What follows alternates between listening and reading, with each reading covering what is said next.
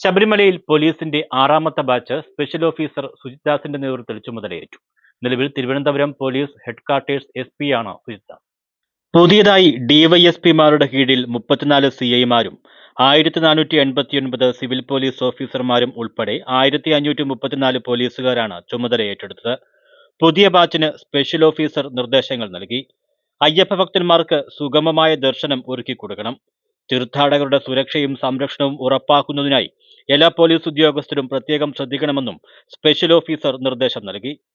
ഒരേ ഭാഷ സംസാരിക്കുന്നവരോ അല്ലെങ്കിൽ ഒരു സ്റ്റേറ്റ് മാത്രമുള്ളവരല്ല, വിവിധ പ്രദേശങ്ങളിൽ നിന്ന് വിവിധ ഭാഷകൾ സംസാരിക്കുന്ന ആളുകൾ അവർക്ക് എത്ര നന്നായി ദർശനം കൊടുക്കാൻ പറ്റും എന്നുള്ളതിലാണ് നമ്മുടെ വിജയം.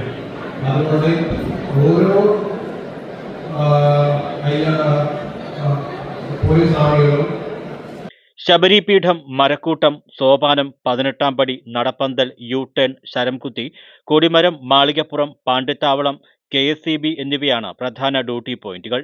ജനുവരി 14-ന് മകരവിളക്ക് മഹോത്സവത്തിലെ ഭക്തജനത്തിരക്ക് പരിഗണിച്ച് പ്രത്യേക ക്രമീകരണങ്ങൾ ഒരുക്കുമെന്നും സ്പെഷ്യൽ ഓഫീസർ അറിയിച്ചു. News bureau, Sannidhanam.